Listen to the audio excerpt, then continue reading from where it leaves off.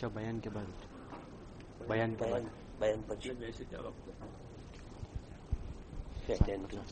7:50 8:10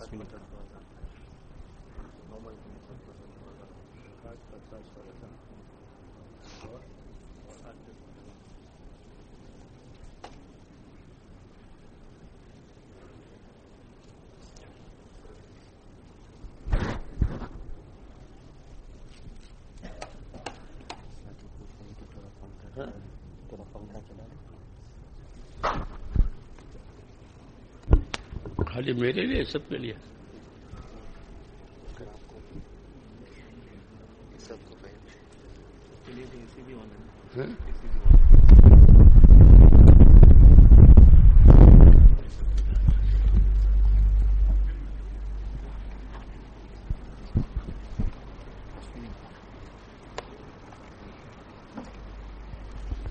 ماشاءاللہ. جو ساتھی مجلس کے پچھلے حصے میں ہے ان سے گزارش ہے کہ قریب قریب آ جائے, بیچ میں خلا نہ چھوڑے. دائی جانب بائی جانب بہت ساری جگہ ہے. اگر وہ ساتھی ہمت فرما کر پیچھے والے ساتھی آگے آ جائیں گے انشاءاللہ تو بعد میں آنے والے ساتھیوں کے لیے آسانی ہو جائے گی. ساتھی ہمت فرمائے, بیچ میں خلا نہ چھوڑے. پانی نہیں پیتا, بیچ میں پانی نہیں پیتا. دیکھ لینا بعد میں آپ. ماشاءاللہ. ساتھی آ جائے. مجمع جوڑ والے ساتھی بھی ساتھی کو جوڑ لے پیار محبت کے ساتھ, اور جو ساتھی پیچھے ہے وہ ہمت فرما کر آگے آ جائے. ماشاءاللہ. میری بائی جانب بھی اور دائی جانب بھی بہت ساری جگہ ہے ابھی. اگر پیچھے والے ساتھی آ جائیں گے انشاءاللہ تو بعد میں آنے والے ساتھیوں کے لیے جگہ ہو جائے گی. ماشاءاللہ.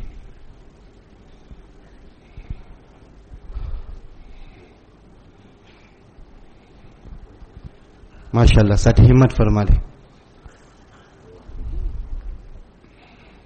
جتنے قریب بیٹھیں گے جڑ کر بیٹھیں گے انشاءاللہ بات کا اثر بھی ہوگا انشاءاللہ.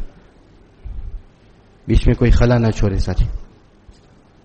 قربانی کے ساتھ بیٹھیں گے, عمل کی نیت سے بیٹھیں گے انشاءاللہ. اللہ تعالی دین کو ہماری زندگی میں آنے کا ذریعہ بنائیں گے انشاءاللہ.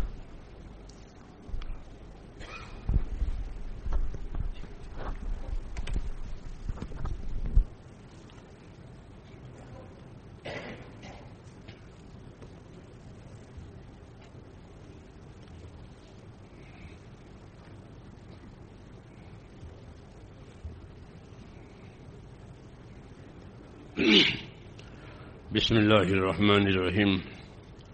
الحمد لله نحمده ونستعينه ونستغفره ونؤمن به ونتوكل عليه ونعوذ بالله من شرور أنفسنا ومن سيئات أعمالنا. من يهده الله فلا مضل له ومن يضلله فلا هادي له. ونشهد أن لا إله إلا الله وحده لا شريك له ونشهد أن سيدنا ومولانا محمدا عبده ورسوله صلى الله تعالى عليه وعلى آله وصحبه وبارك وسلم تسليما كثيرا كثيرا. أما بعد فأعوذ بالله من الشيطان الرجيم. بسم الله الرحمن الرحيم. إن الذين قالوا ربنا الله ثم استقاموا تتنزل عليهم الملائكة ولا تخافوا ولا تحزنوا وابشروا بالجنة التي كنتم توعدون.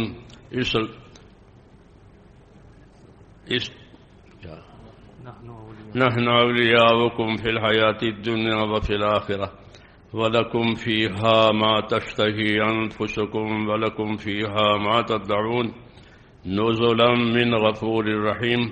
ومن أحسن قولا ممن دعا إلى الله وعمل صالحا وقال إنني من المسلمين. صدق اللہ العظیم.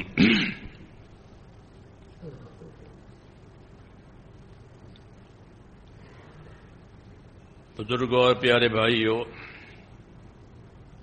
اللہ نے دنیا کی زندگی کو ذمہ داریوں کی زندگی بتایا ہے کہ یہ لہو و لعب نہیں ہے, بے مقصد نہیں ہے, بلکہ یہ ذمہ داریوں کی زندگی ہے. اور بتایا کہ یہ زندگی حقوق ادا کرنے کی زندگی ہے, اور بتایا کہ یہ آخرت کے لیے تیاری کرنے کی زندگی ہے. ہاں, یہ دنیا کی زندگی کے پہلو ہیں. جی ہاں، کہ اللہ نے زندگی کو اس لیے بنایا، اس لیے بتایا کہ اس میں اپنی اپنی ذمہ داریاں پوری کی جائے. اس میں اللہ تعالیٰ کی طرف سے نعمتیں بھی ملتی ہیں اور ذمہ داریاں بھی ملتی ہیں. دونوں چیزیں ملتی ہیں بندوں کو، نعمتیں بھی ملتی ہیں، ذمہ داریاں بھی ملتی ہیں. آپ نے یہ مسنون دعا آپ کو یاد بھی ہوگی اور سنی بھی ہوگی کہ جو نماز کے بعد مسنون دعا مانگی جاتی ہے، رب اعنی علی ذکرک و شکرک و حسن عبادتک. یہ ایک مسنون دعا ہے جو نماز کے بعد مانگی جائے. یہ فرمایا ہے کہ اس کے یہ دعا مانگے. تو اس دعا میں کیا بتایا ہے؟ مانگنے کا حکم دیا، مانگنے کی ترغیب دی کہ اس دعا کو مانگا کرے، کوئی چھوڑے نہیں اس کو. رب اعنی علی ذکرک و شکرک و حسن عبادتک. اس دعا میں یہ چیز مانگی ہے کہ اللہ میری مدد فرما. کس بات پر؟ کہ میں تیرا ذکر کروں، تیرا شکر کروں اور تیری عبادت اچھی کروں. اس دعا میں یہ تین باتیں ہیں. رب اعنی علی ذکرک و شکرک و حسن عبادتک، کہ اللہ میری مدد فرما تیرا ذکر کرنے پر، تیرا شکر کرنے پر اور تیری اچھی عبادت کرنے پر. تو ذکر کرنے پر مدد مانگی ہے. تو ذکر سے کیا مطلب ہے؟ تو ذکر سے مطلب یہ ہے کہ آدمی جب اللہ تعالیٰ کا ذکر کرے گا اور اللہ کو یاد کرتا رہے گا تو ذکر کرنے کی وجہ سے اللہ کی محبت آئے گی. اس لیے اللہ تعالیٰ نے حکم دیا ہے تم مجھے یاد کرو میں تمہیں یاد کروں گا. فاذکرونی اذکرکم، تم مجھے یاد کرو میں تمہیں یاد کروں گا. تو کہا کہ میں تیرا ذکر کروں، اس پر تیری مدد ہو جائے. تو ذکر سے مطلب یہ ہے کہ میں تیری اطاعت کرنے والا بندہ بنوں. ہاں، کیونکہ ذکر جب آ جائے گا زندگی میں تو غفلت دور ہو جائے گی. غفلت دور ہوگی تو اطاعت نصیب ہوگی. اس لیے ایک دعا مانگی کہ مجھے اعانت کر میں تیرے ذکر کرنے پر. دوسری چیز، کیونکہ اللہ تعالیٰ کے احکام بندوں کی طرف روزانہ آتے ہیں، صبح میں شام میں ہر حال میں اللہ تعالیٰ کے حکم ہماری طرف آتے رہتے ہیں. جس طرح نعمتیں آتی ہیں، جس طرح نعمتیں آتی ہیں ایسے اللہ تعالیٰ کے احکام بھی ہماری طرف آتے رہتے ہیں. تو اس احکام کے لیے ذاکر ہونا ضروری ہے، غافل ہونا جائز نہیں ہے. کہ غافل ہوگا تو حکم کیسے پورے کرے گا؟ اس لیے دعا مانگی کہ میں تیرا ذاکر بنوں تاکہ جو جو حکم ہمیں تیری طرف سے وہ حکم مجھ سے پورے ہو جایا کرے. کیونکہ اصل زندگی یہی ہے کہ زندگی میں اللہ تعالیٰ کے احکامات پورے ہو جائیں، احکامات ادا ہو جائیں. احکامات دو قسم کے ہوتے ہیں. ایک قسم اللہ کے حکموں کی وہ ہوتی ہے کہ جس میں کرنے کے لیے کہا یہ کرو یہ کرو یہ کرو یہ کرو. اور ایک قسم اللہ کے حکموں کی وہ ہوتی ہے کہ اس سے بچو اس سے بچو اس سے بچو، اس کو چھوڑو. دو قسم کے حکم ہوتے ہیں، امتناعی اور امتثالی.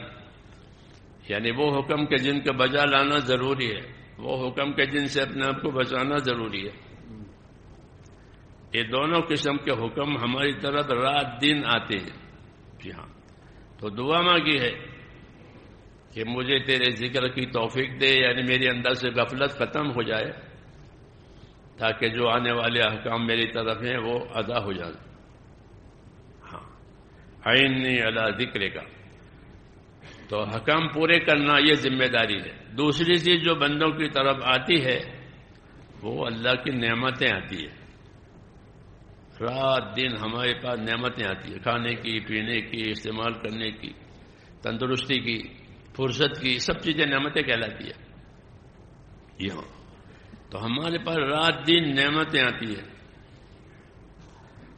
تو نعمتوں کے جواب میں کیا ہونا چاہیے کہ نعمتوں کے جواب میں شکر ہونا چاہیے، حکموں کے جواب میں ذکر ہونا چاہیے، غافل نہیں ہونا چاہیے، اور جو نعمتیں ہماری طرف آئیں ان نعمتوں کے جواب میں کہ شکر ادا ہونا چاہیے. تو یہ زندگی صحیح ہوئی. ہاں، اس لیے کہا کہ جو نعمتیں ہماری طرف آ رہی ہے اس میں تیرا شکر گزار بندہ بنوں، اس بارے میں تو میرا مددگار بن جا، تاکہ نعمتوں کے جواب میں مجھ سے شکر گزاری ہو جاوے، ناشکری نہ ہو جاوے. اس لیے کہ شکر گزاری پر اللہ کی طرف سے نعمتیں بڑھتی ہیں، اور ناشکری پر نعمتیں بعض مرتبہ چھینی جاتی ہے کہ اللہ تعالیٰ چھین لیتے ہیں نعمتوں کو. ہاں، حضور صلی اللہ علیہ وسلم پناہ مانگتے تھے اسے کہ مجھ سے جو نعمت ملی ہے وہ چھینی نہ جاوے. ہاں جی ہاں، اللہ تعالیٰ چھین لیتے ہیں، یا ناشکری کی وجہ سے بعض مرتبہ نعمتیں اور بڑھا دیتے ہیں کہ اچھا اور لے اور لے اور لے، اور یہ لے کر کے غافل ہو جاتا ہے، پھر اکڑ جاتا ہے. جی ہاں، پھر اللہ تعالیٰ اس کو نامراد بناتے ہیں. ہاں، یہ بھی ایک اللہ تعالیٰ کی ترتیب ہے کہ فلما نسوا ما ذکروا به فتحنا عليهم ابواب كل شيء حتى اذا فرحوا بما اوتوا اخذناهم بغتة فاذا هم مبلسون. کہ ان لوگوں کو جن باتوں کی ذمہ داریاں دی گئی تھی، جب وہ ذمہ داریاں انہوں نے بھلا دی تو ہم نے یہ سزا دی ان کو کہ جو نعمتیں ہم دے رہے تھے وہ اور بڑھا دی کہ اور لو اور لو اور لو. وہ نعمتیں بڑھ گئی، اور ان نعمتوں کی وجہ سے پھر جو ذمہ داریاں تھیں وہ غفلت کی وجہ سے بھلا دی. نعمتوں کی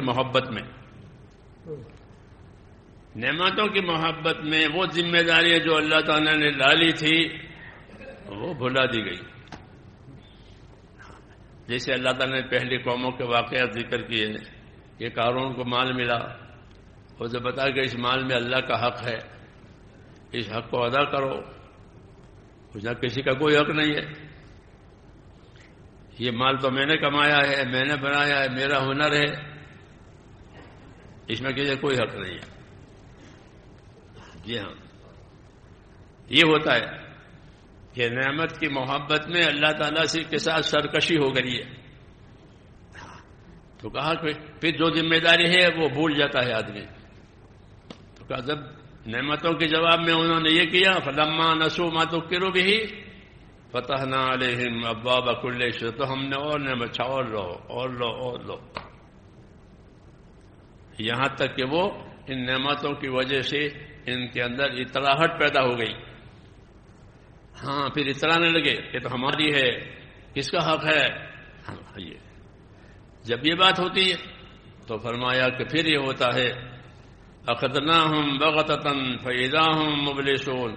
پھر ایسے لوگوں کے اللہ کہتے ہیں ہم اچانک پکڑ کر لیتے.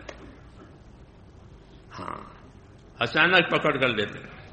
اور جب اچانک پکڑ ہوتی ہے تو نہ توبہ کا موقع ملا، نہ نعمتوں کا شکر کا موقع ملا. جی ہاں، نہ توبہ ملی نہ نعمتوں کا شکر ہوا. تو کہا کہ پھر وہ نا امید ہو جاتے ہیں اور نا امید ہو کر مر جاتے ہیں. یہ ایک اللہ تعالیٰ کی گرفت ہے کہ آج ہمارے سامنے اور ہمارے پاس جب اللہ تعالیٰ کی نعمتیں آوے تو کیا کریں. انبیاء کرام علیہ الصلوۃ والسلام کا طریقہ یہ تھا کہ جتنی نعمتیں زیادہ ہیں اتنا کام زیادہ کریں. یہ نہیں کہ نعمتوں کی لذتوں میں اور نعمتوں کی مسرتوں میں گم ہو جائیں. ہاں، بلکہ جتنی نعمتیں زیادہ اتنا کام زیادہ. یہ نبیوں کا طریقہ ہے کہ اللہ نے مجھے یہ بھی دیا ہے، یہ بھی دیا ہے، یہ بھی دیا ہے، تو مجھے یہ بھی کرنا ہے، یہ بھی کرنا ہے، یہ بھی کرنا ہے. جیسے حضور صلی اللہ علیہ وسلم کے بارے میں کہ آپ اپنی عبادت کو اتنا بڑھایا کہ ورم آیا.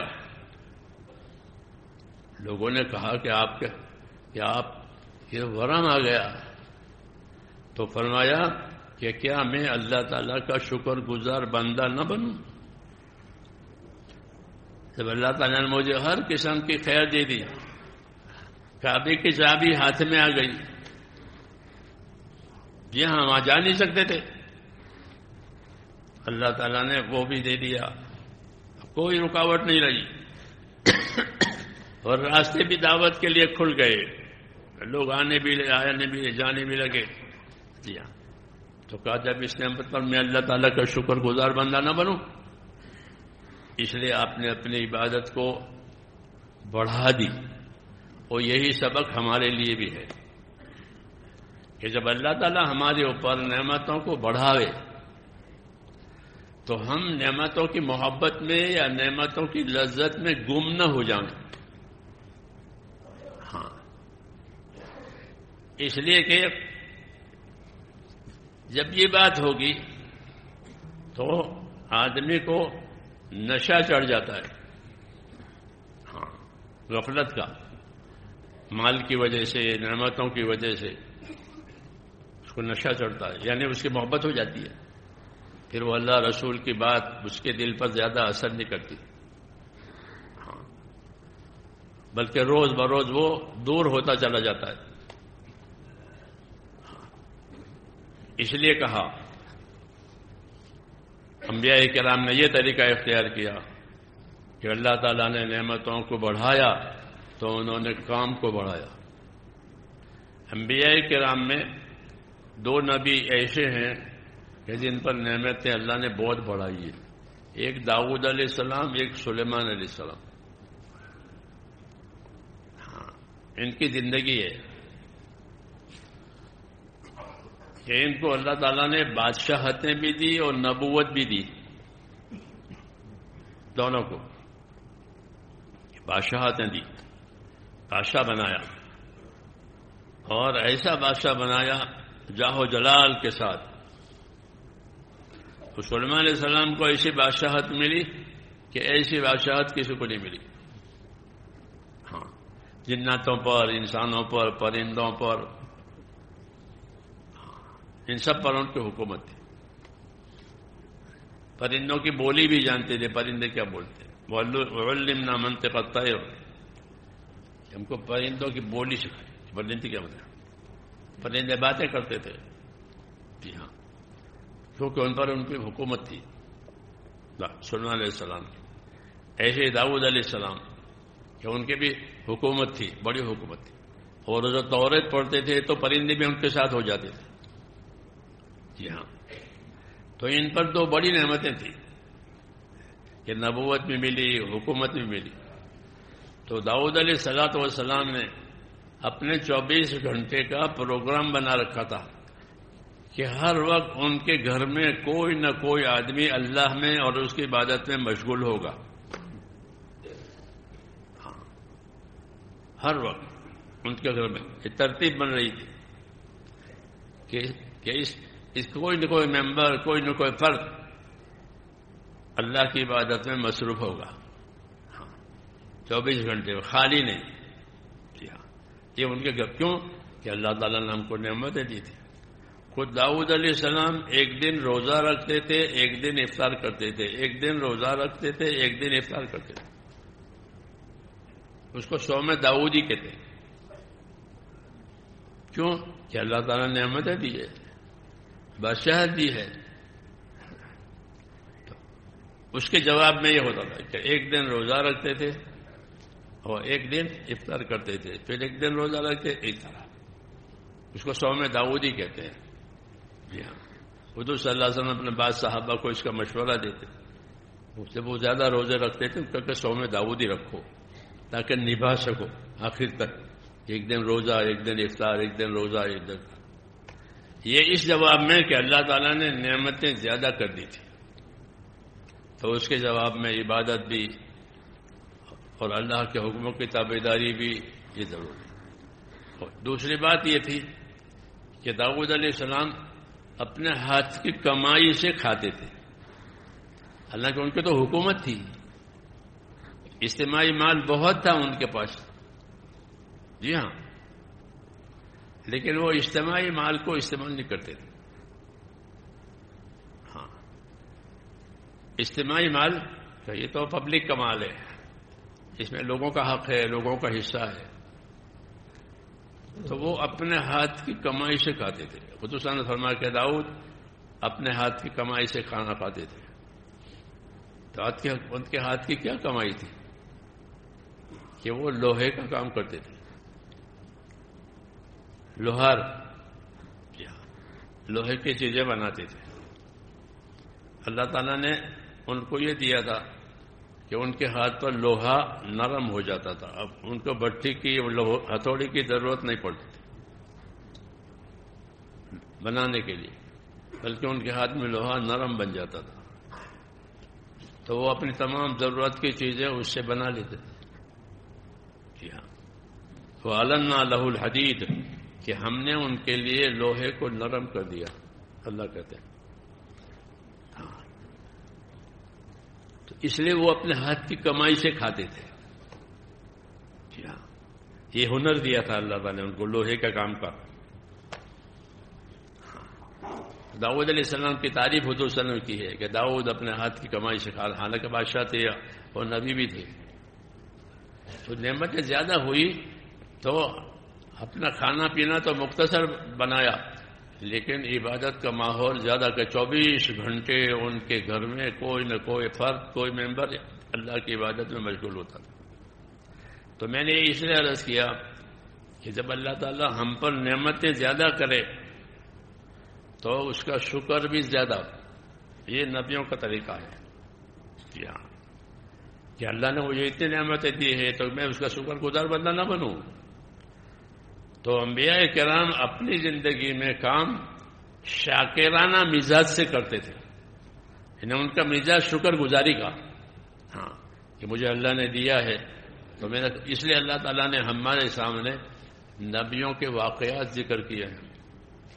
ہاں، نبیوں کے قصے ذکر کیے ہیں، چونکہ ہم کو نبیوں والا کام دیا ہے. ہم کو نبیوں والا کام دیا ہے، نبیوں والی دعوت ہے، نبیوں والی تعلیم ہے، نبیوں والی عبادت ہے، نبیوں والی خدمت ہے. یہ کام اللہ تعالیٰ نے اس امت کو دیا ہے. اس لیے ان کی رہبری کے لیے اللہ تعالیٰ نے نبیوں کے قصے سنائے کہ انہوں نے کیسے کیسے کام کیے. قرآن کریم میں ان کے قصے، ابراہیم علیہ السلام کے قصے اتارے. ان کی دعائیں اتاری کہ وہ کام کر کے اللہ سے کیا مانگتے تھے. تو آدمی وہ مانگتا ہے، وہ چیز مانگتا ہے جس کے اس کے دل میں اہمیت اور زیادہ ضرورت ہو. عام طور پر وہی مانگتا ہے آدمی. اس لیے نبیوں کی دعائیں بھی اتاری ہے کہ نبیوں نے اللہ سے کیا مانگا. ابراہیم علیہ السلام کی دعائیں اتری ہے ہمارے پاس. ایک مستقل سورت ہے قرآن کریم میں، سورہ ابراہیم. قرآن کریم میں سورت ابراہیم نازل ہوئی. سورت ابراہیم میں ابراہیم علیہ السلام کی دعائیں ہیں. کیا دعا مانگی ہے؟ ربی جعلنی مقیم الصلاۃ ومن ذریتی ربنا وتقبل دعا. اے اللہ مجھ کو نماز قائم کرنے والا بنا دے. تو نماز نہیں پڑھتے تھے، وہ نماز نہیں پڑھتے تھے. ہاں، کیونکہ اقامت صلاۃ بڑا کام ہے. اللہ نے حکم دیا ہے اقیم الصلاۃ لذکری، میرے ذکر کے لیے نماز قائم کرو. ہاں، ہر نبی کی امت کو نماز کا حکم ہوا ہے. نماز بڑی چیز ہے. نماز اللہ کے ہاں بڑی چیز. تو اس بڑی چیز کے لیے مانگ رہے ہیں کہ اللہ مجھ کو نماز قائم کرنے والا بنا دے. ربی جعلنی مقیم الصلاۃ ومن ذریتی، اور میری اولاد کو بھی نمازی بنا دے. ہاں، لوگ اپنے اولادوں کے لیے کیا کیا مانگتے ہیں دیکھتے جانتے ہو نا. اپنے اولادوں کے لیے کیا کیا کرتے ہیں. ہاں، اور انہوں نے یہ مانگا کہ مجھے نماز قائم کرنے والا بنا دے.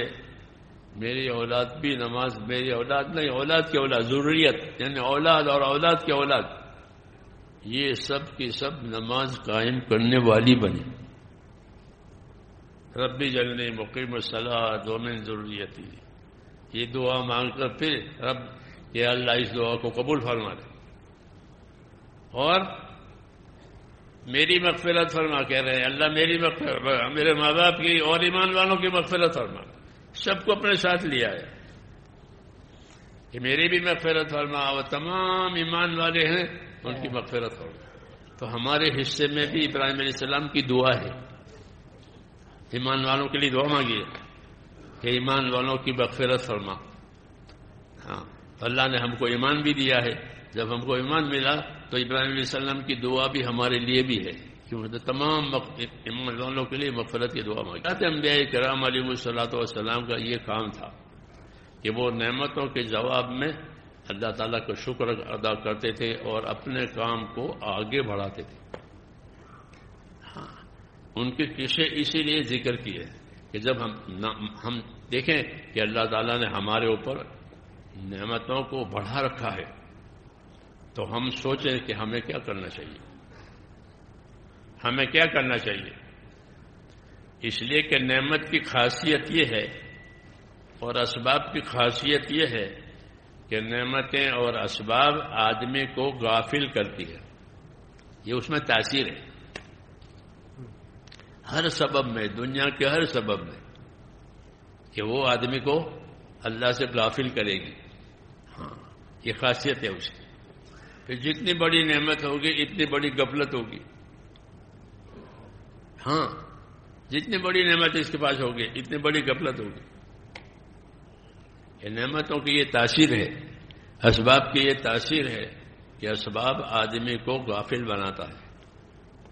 اس لیے حضور صلی اللہ علیہ وسلم نے اللہ کے ذکر کی دعا مانگی کہ مجھ کو اپنا ذاکر بنا دے، اپنے ذکر پر میری اعانت فرما دے اور میں تیری اچھی سے اچھی عبادت کر سکوں، اس پر میری عبادت فرما دے. تو حضور صلی اللہ علیہ وسلم کے اندر تو یہ سب چیزیں تھی.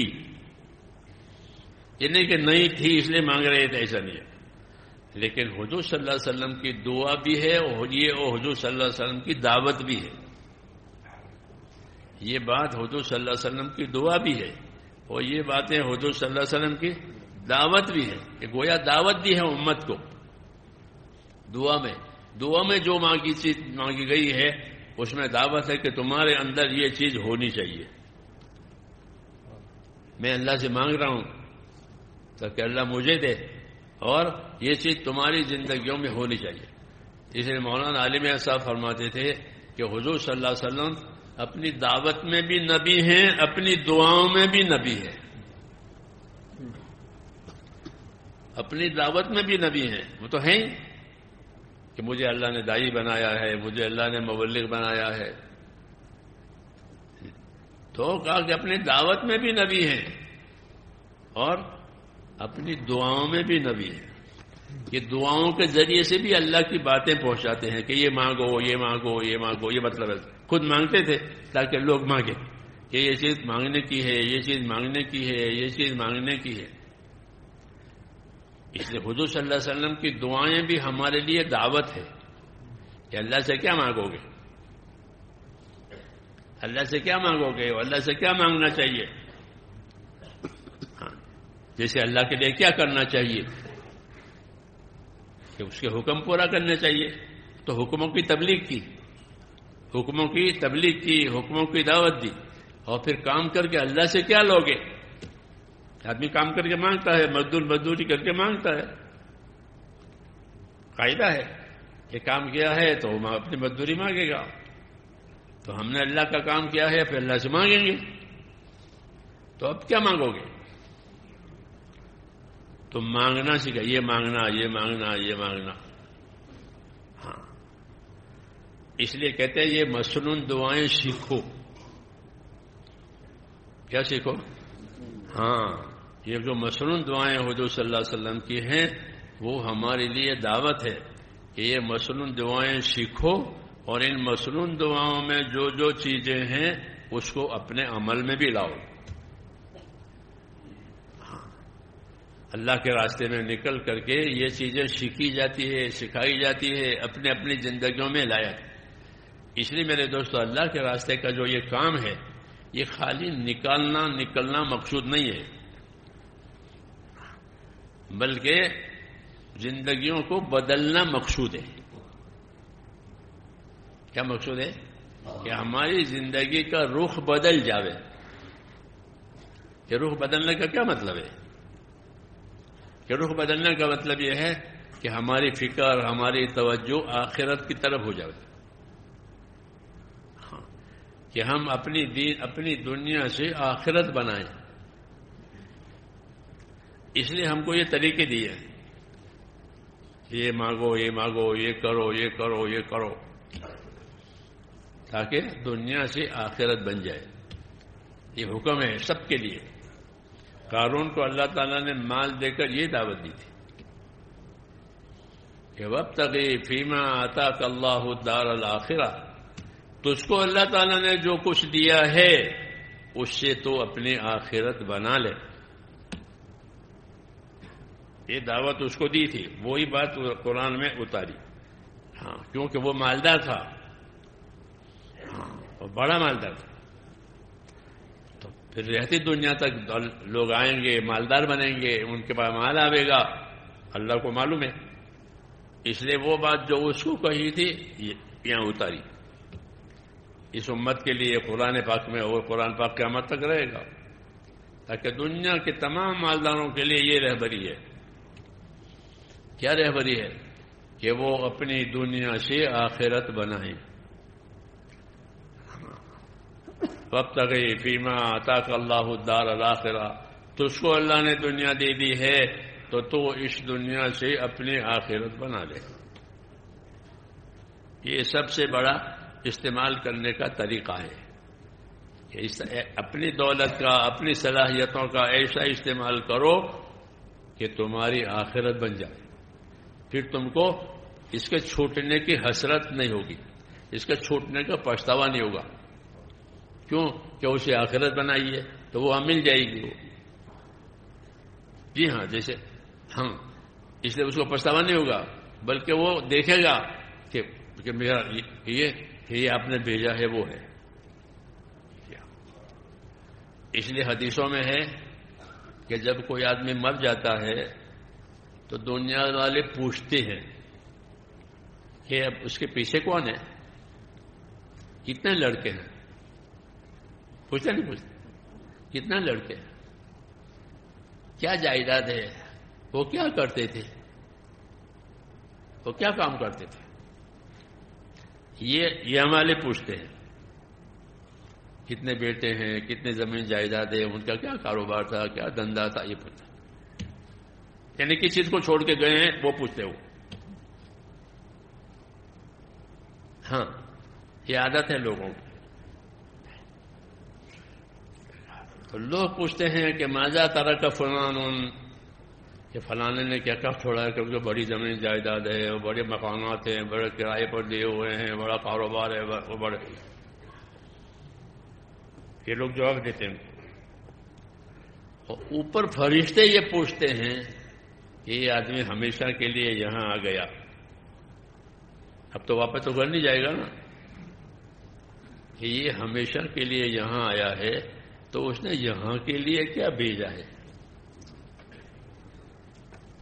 یہ فرشتے پوچھتے ہیں آپس میں ایک دوسرے سے کہ ماذا قدم فلان، کہ فلانا جو یہاں آ گیا ہے اپنی آخرت میں تو اس نے یہاں کے لیے کیا بھیجا، اس کو تو یہاں ہمیشہ رہنا ہے۔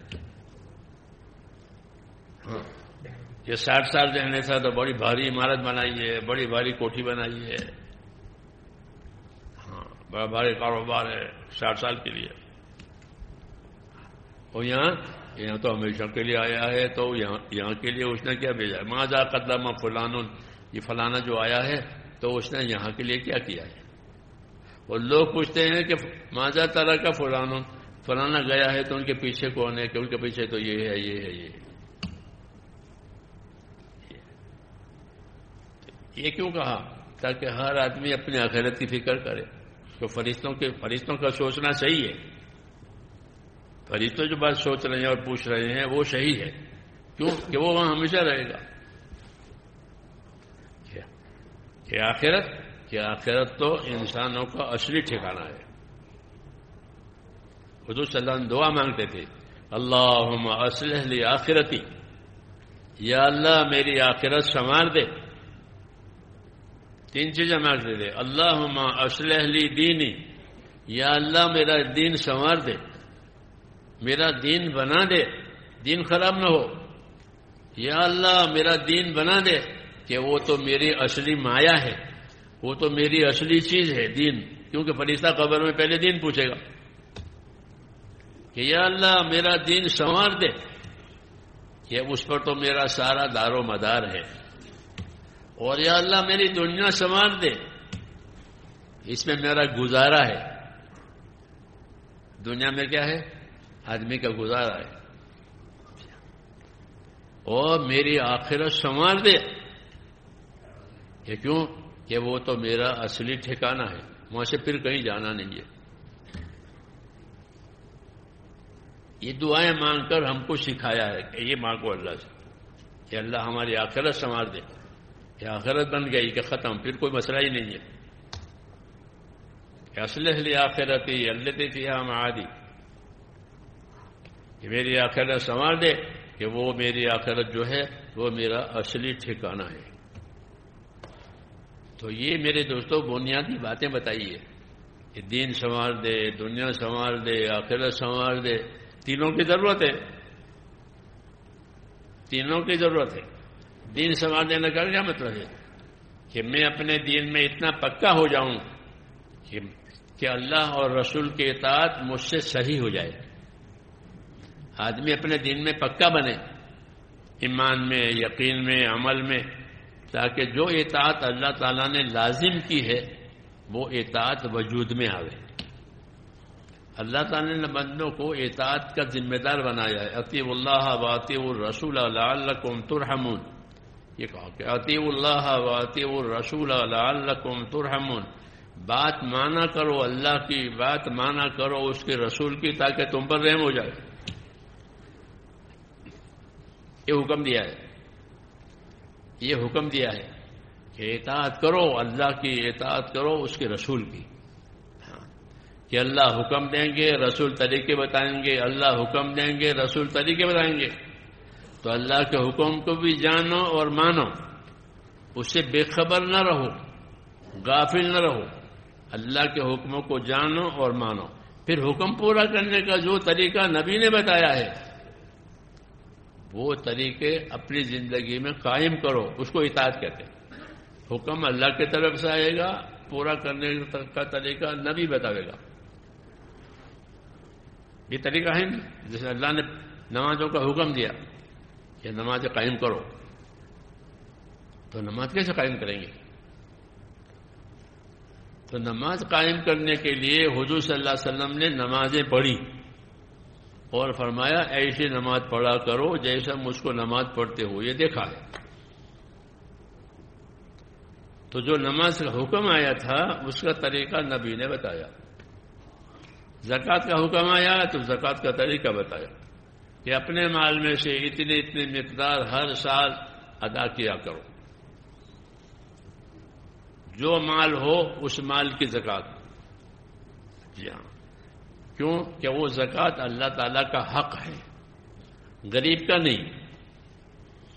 غریب کا حق نہیں ہے، وہ اللہ کا حق ہے. زکوٰۃ کیا ہے؟ کہ زکوٰۃ اللہ کا حق ہے. جیسے نماز اللہ کا حق ہے. نماز غیر خدا کے لیے نہیں پڑھی جاتی. نماز کس کے لیے پڑھی جاتی ہے؟ اللہ کے لیے. عبادت ہے، عبادت میں کوئی شریک نہیں ہے، عبادت اللہ ہی کی ہوگی. تو نماز اللہ ہی کی، اور اس طرح کہ زکوٰۃ بھی اللہ کی. ہاں، کہ اپنے مال میں سے میرا اتنا حق ادا کرو. زکوٰۃ. تو زکوٰۃ جو ہے میرے دوستو مال میں وہ اللہ تعالیٰ کا حق ہے. اتنی حق کی ادائیگی ہونی چاہیے. ہاں، پہلے زمانے میں مال مختلف قسم کے ہوتے تھے. اب تو مال کیش ہے، لوگوں کے پاس سونا چاندی ہے. جی ہاں، اونٹ ہوتے تھے، ان کے جانور ہوتے تھے. جی ہاں، ہزاروں ہزاروں. ہم لوگ یمن گئے تھے تو ایک آدمی کے 600 بکریاں ہیں. ہاں یہ اس کا مال ہے، یہ اس کا مال ہے.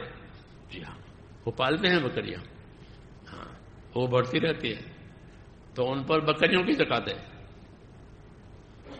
جی ہاں، تو مال، یہ مال میں اللہ تعالیٰ کا حق ہے. وہ کیا کہ مال کی زکات ادا کی جائے. مولانا الیاس صاحب بھی فرماتے تھے کہ ہمارے ساتھی اپنے مالوں کی زکات پوری حساب سے نکالیں. ہاں، علماء سے پوچھ کر کے زکات پوری ادا کرے. زکات پوری ادا ہوتی نہیں ہے. زکات مسلمانوں سے پوری ادا نہیں ہوتی. وہ دیا اور وہ پوچھنا بھی بہت کم ہے کہ بھئی میں اتنا مال ہے اس میں کتنا واجب ہے. وکیلوں سے پوچھتے ہیں، کوئی دنیا کا جھگڑا آیا کوئی دوسرا آیا تو وکیلوں کے پاس جائیں گے. جی ہاں، اس میں سرکاری قانون کیا ہے تاکہ سرکار کی گرفت میں پکڑ میں نہ آ جائیں. تو وکیلوں کے پاس جاتے ہیں دنیا کے مسئلے میں، اور علماء کے پاس نہیں جاتے دین کے مسئلے میں. ہاں، علماء کے پاس جانا چاہیے تاکہ اللہ تعالیٰ کے جو حقوق ہم پر واجب ہیں وہ ادا ہو جائیں. وہ بتائیں گے کہ اتنی زکات واجب ہوتی ہے، نماز اس طرح صحیح ہوتی ہے، اگر نماز اس طرح پڑھی ہے تو وہ نہیں ہوئی، دوبارہ پڑھنی ہوگی، وغیرہ وغیرہ. یہ علم ہونا ضروری ہے تاکہ اطاعت پوری ہو جائے. ہماری دعوت میں جو علم و ذکر ہے وہ اس لیے رکھا گیا ہے، لیکن اس کا نام ہی نہیں آتا بیچارے کا. علم و ذکر کا نام آتا ہے؟ نہیں آتا. جی ہاں، حالانکہ علم و ذکر تو ہماری دین کے لیے ایسا ہے جیسے دو پہیے. کم سے کم ہر گاڑی کے دو پہیے ہوتے ہیں. پہیا نہ ہو تو کہ گاڑی ڈیر ہو جائے گی. پہیے نہیں ہے تو چلے گی نہیں. ہاں، اس لیے علم و ذکر لگایا گیا ہے کہ مسلمان کے دین کی زندگی کی گاڑی جو چلے گی وہ علم و ذکر پر چلے گی. کہ وہ پوچھے گا کہ اس کا کیا علم ہے، اس کا کیا طریقہ ہے، اس کا کیا حکم ہے، کتنی زکات واجب ہوتی ہے، کون سے مال میں زکات ہوتی ہے، کون سے مال میں زکات نہیں ہوتی. عورتوں پر بھی زکات ہے، مردوں پر بھی زکات ہے. جیسے عورتوں پر بھی نماز ہے، مردوں پر بھی نماز ہے. عورتیں بھی مالدار ہوتی ہے، مرد بھی مالدار ہوتے ہیں. جی ہاں، تو علم و ذکر کا یہ تقاضا ہے کہ زندگی کی گاڑی علم و ذکر کے ساتھ گزرے تاکہ جو جو حقوق اللہ تعالیٰ کے ہیں وہ ادا ہو جائیں. ایمان اللہ کا حق ہے، عبادت اللہ کا حق ہے.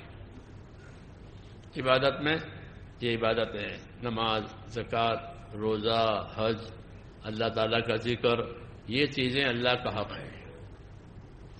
یہ زندگی میں ہونی چاہیے. یہ نماز ہے کہ نماز زندگی میں ہونی چاہیے، اور اپنی نماز کو صحیح بنانا ہے. کیسا بنانا؟ اپنی نماز کو صحیح بنانا. اس لیے حضور صلی اللہ علیہ وسلم نے جو نماز پڑھنے کا حکم دیا ہے وہ کیا دیا ہے کہ صلو کما رأیتمونی اصلی، مجھے جیسا نماز پڑھتے ہوئے دیکھا ہے ایسی نماز پڑھنا. یہ حکم ہے نماز کے لیے کہ نماز سنت کے مطابق ادا ہو جائے. نماز، ہاں، اس لیے نماز سیکھنے کی چیز ہے. نماز کہ نماز میں کتنی سنتیں ہیں.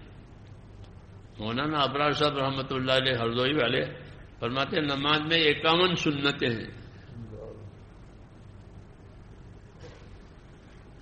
ہاں، شروع سے لے کر تکبیر تحریمہ سے لے کر آخر تک. جی ہاں، کتنی سنتیں ہیں؟ یہ 51 سنتیں نماز میں ہے. یہ نماز کا علم و ذکر ہے. جی ہاں، کہ نماز سنت کے مطابق ادا ہو جائے. صلو کما رأیتمونی اصلی، کہ نماز ایسے پڑھو جیسے مجھ کو نماز پڑھتے ہوئے دیکھا ہے. ہر عبادت میں دو باتیں ہوتی ہیں، ایک اس کے فضائل، ایک اس کے مسائل. ہر کام میں ایک اس کے فضائل ہوتے ہیں اور ایک مسائل ہوتے ہیں. مولانا یوسف صاحب رحمۃ اللہ علیہ فرماتے تھے کہ ہمارے دین میں ہر شعبے کے فضائل ہیں، ہر شعبے کے مسائل ہیں. عبادت کے فضائل ہیں، عبادت کے مسائل ہیں. نماز، روزہ، زکوٰۃ، حج یہ عبادت کہلاتے ہیں. تو اس کے فضائل ہیں. فضائل اللہ تعالیٰ نے اس لیے نازل کیے ہیں کہ فضیلت کو جانے گا تو عمل کرنے کا شوق پیدا ہوگا، عمل کا یقین پیدا ہوگا. فضائل سے دو باتیں پیدا ہوتی ہیں، ایک عمل کا شوق اور ایک عمل کا یقین کہ اس عمل پر یہ ہوگا، نہیں پڑھوں گا نہیں کروں گا تو یہ ہوگا. اس لیے فضائل جانے کہ اس کے کیا فضائل ہے، کہ میں فجر کی نماز پڑھنے والے کو کیا ملتا ہے. فجر کی نماز پڑھی، یہ پہلی نماز. فجر کی نماز پڑھنے والا آدمی اللہ کی ذمہ داری اور ضمانت میں آ جاتا ہے، یہ اس کی فضیلت ہے. من صلی صلاۃ الصبح فہو فی ذمۃ اللہ، کہ جو آدمی فجر کی نماز پڑھ چکا وہ تو اللہ کی ضمانت اور حفاظت میں آ گیا. اب اس کو کوئی کچھ نہ کرے. اگر کسی نے اس کو مارا ستایا تو اللہ پوچھے گا کہ یہ میری ضمانت میں تھا، میری حفاظت میں تھا، تم نے میری ضمانت کو کیوں توڑا. یہ فجر کی نماز کی فضیلت کہ اس کا پڑھنے والا اللہ کی حفاظت اور ضمانت میں آ گیا. جیسے حکومت میں کہ کسی آدمی کو ضمانت پر چھڑاتے، ضمانت دے کر چھڑاتے کہ میں اس کا ضامن، مجھے آئندہ گناہ نہیں کرے گا، میں ضامن ہوں، تو اس کی ضمانت پر اس کو رہائی چھوڑ دیں کہ یہ اللہ کہتے ہیں کہ یہ میری ضمانت میں ہے، میں اس کا ضامن ہوں، میں اس کی حفاظت کرنے والا ہوں. کیوں؟ کہ اس نے فجر کی نماز پڑھی ہے. یہ فجر کی نماز کی فضیلت ہے، نفس نماز کی فضیلت. پھر فجر کی نماز اگر جماعت سے پڑھی ہے، یہ دوسری بات فضیلت کی بات، تو کیا ملے گا؟ تو جس نے عشاء جماعت سے پڑھی اور فجر جماعت سے پڑھی، ایسا ہے جیسے پوری رات عبادت میں کوئی کھڑا رہا ہو. عشاء کی نماز پڑھے اور فجر کی نماز جماعت پڑھے تو پوری رات عبادت میں کھڑا رہنے کا ثواب ملے گا. پوری رات کھڑا رہنا ہر روز آسان ہے، ایک آدھ دن تو ہو جاوے. روز آسان ہے؟ روز آسان نہیں. تو اس کی یہ فضیلت بتائی کہ اگر یہ نہیں کر سکتے ہو تو عشاء جماعت سے پڑھو اور فجر جماعت سے پڑھو. گویا پوری رات تم نے اللہ کے سامنے قیام کیا ہے. یہ فضائل ہیں، یہ فضائل ہیں. یہ فضائل اس لیے بتائے ہیں تاکہ پتہ چلے کہ میرے عمل کی اللہ کے ہاں سے یہ قیمت مجھے ملے گی. اگر یہ اس کو نہیں معلوم ہے تو وہ اپنے عمل کی قیمت نہیں جانتا، تو اپنا عمل برباد بھی کرے گا یا ٹوٹا پھوٹا کرے گا. ہاں، کیوں؟ کہ اس کی قیمت نہیں معلوم ہے. اس لیے اللہ نے فضائل کا علم اتارا ہے. علم و ذکر میں یہ شامل ہے کہ امت فضائل کو جانے کہ فجر کی 2 رکعت نماز سنت کہ دنیا ما فیہا سے بہتر ہے. فجر کی 2 رکعت نماز سنت کیا ہے کہ دنیا ما فیہا سے بہتر ہے. ام سلمہ فرماتی تھی کہ حضور صلی اللہ علیہ وسلم اس کو سفر میں بھی نہیں چھوڑتے تھے فجر کے 2 سنتوں کہ دنیا ما فیہا سے بہتر ہے. یہ فضیلت ہوئی. اور اس کا طریقہ کیا ہے؟ ایک فضیلت، ایک طریقہ کہ فجر کے 2 رکعت نماز سنت حضور صلی اللہ علیہ وسلم ہلکی پڑھتے تھے، لمبی نہیں پڑھتے تھے. عائشہ صدیقہ فرماتی تھی کہ ہلکی پڑھتے تھے. ہاں، میں سوچتی تھی سورہ فاتحہ بھی پڑھی ہے کہ نہیں پڑھی، اتنے ہلکی. ہاں، مگر رکوع سجدے پورے ہوتے تھے. یہ بھی ایک سنت طریقہ ہوگا کہ فجر کی نماز، فجر کی 2 سنتوں کی یہ فضیلت ہے، اس کے پڑھنے کا یہ طریقہ ہے کہ اس کو ہلکی پڑھے. سمجھے؟ علم و ذکر، علم و ذکر ہے. فضائل مسائل، فضائل مسائل. یہ فجر کی 2 سنتیں اہمیت رکھتی ہے، تمام سنتوں سے زیادہ اس کی تاکید ہے. سنتیں تو ظہر کی بھی ہے، مغرب کی بھی ہے، مگر اس کی تاکید سب سے زیادہ ہے فجر کی 2 سنتوں کی. آپ سفر میں بھی نہیں چھوڑتے تھے اس کو. لیکن پڑھنے کا طریقہ کیا ہے کہ اس کو ہلکا پڑھو، اس میں کل الکافرون قل واللہ پڑھو. ہاں، فضائل مسائل. پھر ظہر کی سنتیں، ظہر کی 4 رکعت نماز سنت یہ تہجد کے برابر ہے، اس کی فضیلت ہے. ظہر کی 4 رکعت نماز سنت کہ یہ تہجد کے برابر ہے. یہ بتایا. اور آپ صلی اللہ علیہ وسلم ظہر کی سنتوں کو لمبا کر کے پڑھتے تھے، فجر کی سنتوں کو ہلکی پڑھتے تھے، ظہر کی سنتوں کو لمبی پڑھتے تھے. یہ فضائل مسائل. تبلیغ میں یہ سیکھنے کی چیز ہے، خالی نکلنا کافی نہیں ہے.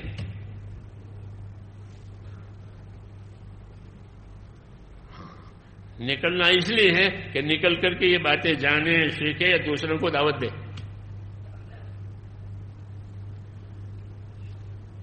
جی ہاں، یہ ظہر کی 4 رکعت نماز سنت تہجد کے برابر ہے. تہجد آدھی رات میں پڑھی جاتی ہے، یہ آدھے دن میں پڑھی جاتی ہے. دونوں کا حساب ایسا ہے. تہجد آدھی رات کے بعد ہے اور یہ سنتیں آدھے دن کے بعد، کیونکہ ظہر میں آدھا دن ہو جاتا ہے. یہ 4 رکعتیں یہ تہجد کے برابر ہے. یہ اس کی فضیلت بیان کی. عصر کی 4 سنتیں، عصر کی 4 رکعتیں سنت یہ واجب نہیں ہے لیکن اس کی فضیلت ہے. ظہر کی 4 رکعت نماز، عصر کی 4 رکعت نماز سنت کہ اس کی کیا فضیلت ہے.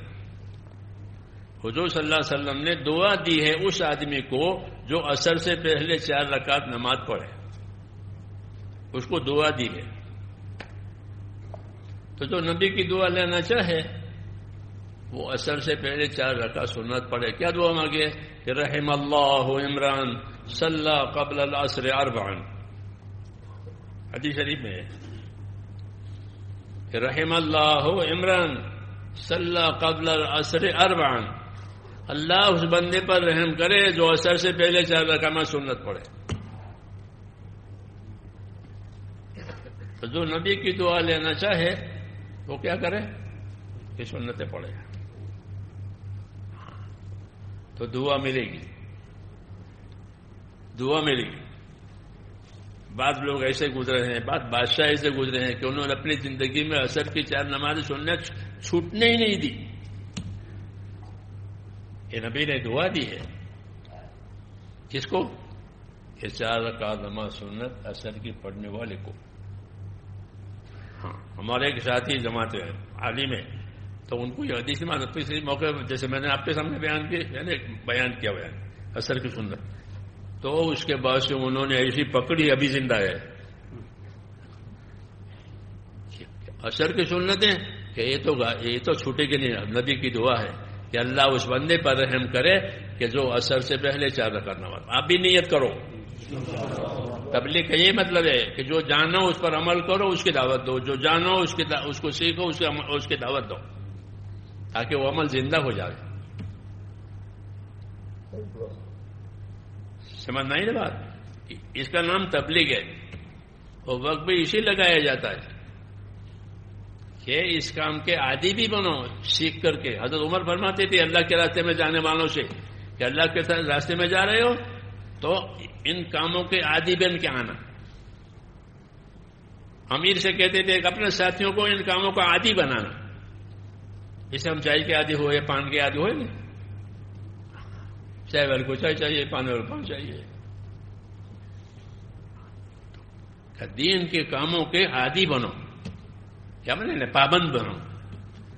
یہ پابند ہوگا تو عادی بنے گا، پابند نہیں ہوگا تو کیسے عادی بنے گا؟ کہ اپنے آپ کو خیر کے کاموں کے عادی بناؤ. جیسے لوگ شر کے عادی ہو جاتے ہیں، ہاں، اور زندگی تباہ ہوتی ہے. تو اللہ کے راستے میں نکلنا یعنی ان چیزوں میں سے نکلنا، اور ان چیزوں میں نکل کر ان میں اپنے آپ کو اس میں اپنا لگانا. تو میں نے جب 4 سنت کی بات کی تو انہوں نے پکڑی ہے مجھے کہ مجھے معلوم نہیں تھا. اب یہ پہنچی کہ حضور صلی اللہ علیہ وسلم دعا دے رہے ہیں اس آدمی کو جو عصر سے پہلے 4 رکعت سنت ادا کرے. رحم اللہ عمران صلی قبل العصر 4. اللہ اس بندے پر رحم کرے کہ جو عصر سے پہلے 4 رکعت سنت پڑھے. تو فضائل سے یہ چیزیں پیدا ہوتی ہیں، اس لیے فضائل نازل ہوئے ہیں، فضائل کا علم نازل ہوا ہے. اور دعوت میں فضائل کا علم چلتا ہے تاکہ شوق پیدا ہو، کیونکہ ہماری جہالت کی وجہ سے ہم کو دین کے کاموں کا شوق نہیں ہے. دین کے کاموں کا شوق نہیں ہے، بوجھ ہے. دین کے کام بوجھ لگتے ہیں، بھاری لگتے ہیں، حالانکہ وہ ہمارے فائدے کے لیے ہے. اللہ کا کوئی فائدہ نہیں ہے. اللہ کا فائدہ ہے. اللہ کا فائدہ جو کرے گا اپنے لیے کرے گا. پھر بھی اس کا شوق نہیں ہے کہ وہ میرے لیے ہے، تو اس لیے اس کے فضائل نازل ہوئے ہیں. تو اللہ کے راستے میں نکل کر ان فضائل کو یاد کرنا چاہیے اور پھر اپنے عمل میں لانا چاہیے اور پھر اس کی دعوت دینی چاہیے. ہم لوگ شروع میں جب بمبئی جاتے تھے اپنے تبلیغ کے لیے، کیونکہ ہمارے پاس ہمارے ضلع میں بمبئی سے تبلیغ آئی ہے، بھروچ ضلع میں.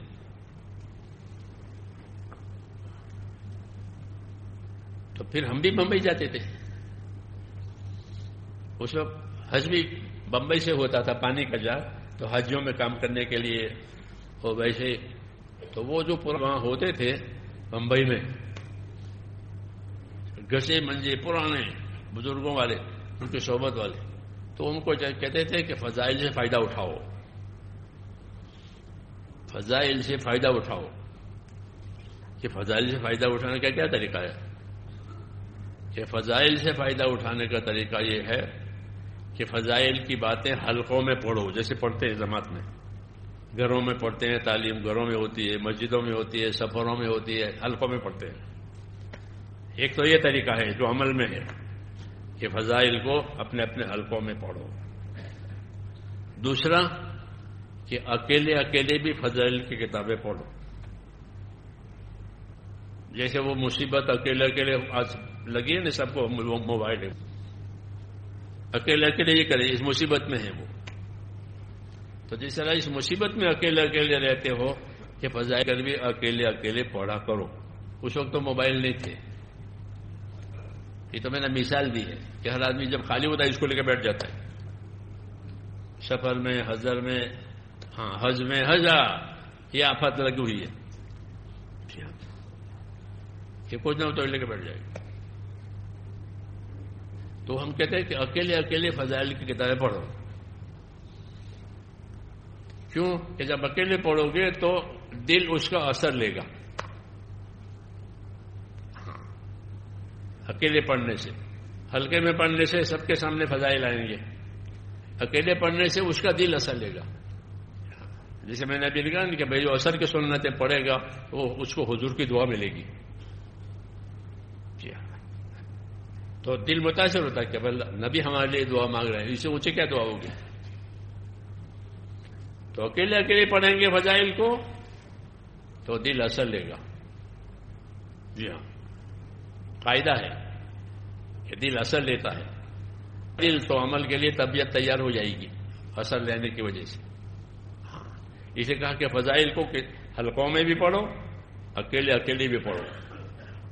ہاں، تو دل متاثر ہو. تیسرا کہ دعوت دینے کے لیے جاؤ لوگوں کو تو فضائل سے دعوت دو.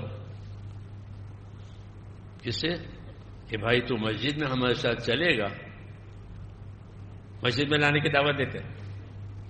ہاں، الحمدللہ یہ عمل ہمارے درمیان میں موجود ہے کہ اپنے بھائی کو مسجد میں ملاقات کراتے ہیں. تو ہمارے یہاں کے ہندو اپنے آدمیوں کو کہتے ہیں کہ دیکھو وہ مسلمان، جب ان کا کوئی آدمی نماز میں نہیں جاتا، یہ ان کے 4-5 آدمی اس کے گھر جاتے ہیں، یہ کہتے ہیں،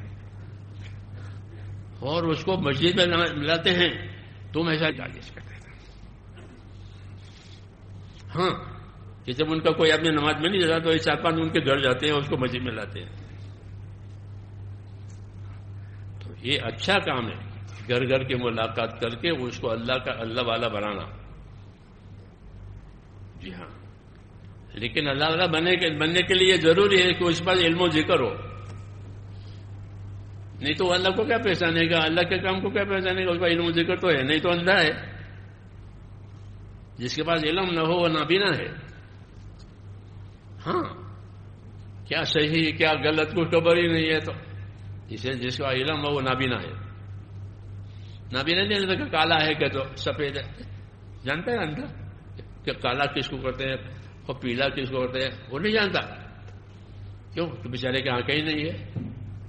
کالا پیلا یہ تو آنکھوں سے پتا چلتا ہے. تو ایسے ہی میرے دوستو علم سے پتا چلتا ہے صحیح کیا ہے، غلط کیا ہے، باطل کیا ہے، حق کیا ہے. ہاں اس لیے علم و ذکر ہے.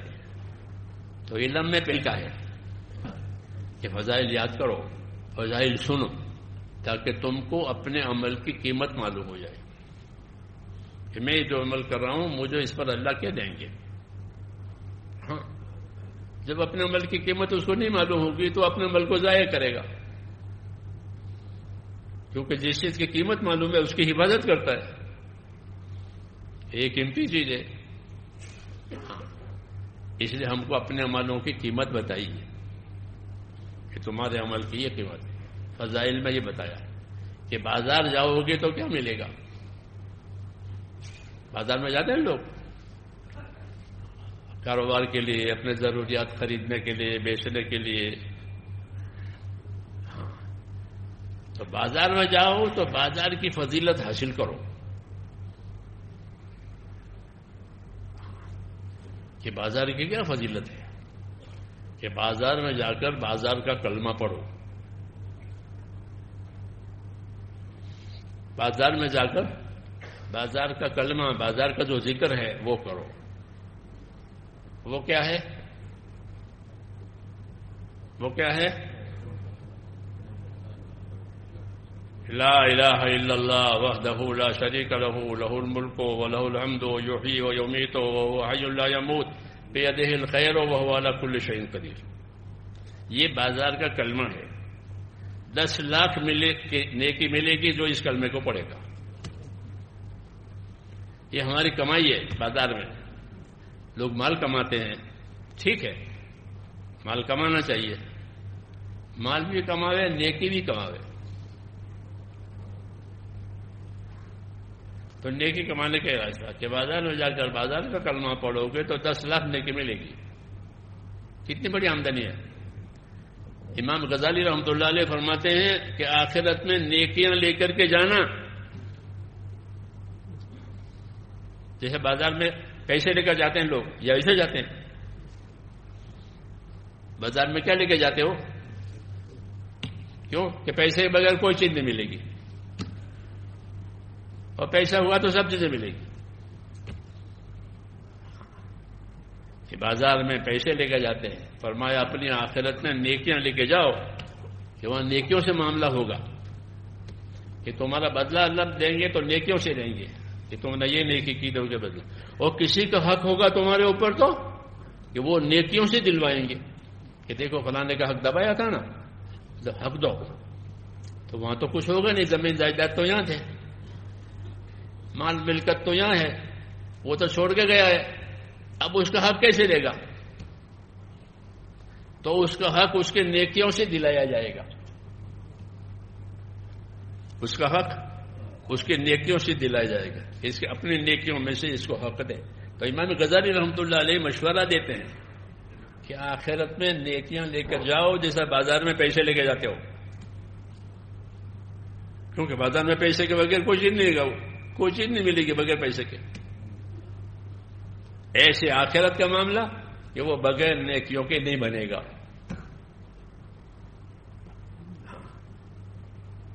اپنے لیے بھی نیکی کی ضرورت پڑے گی، کیونکہ نیکی تو لے گی.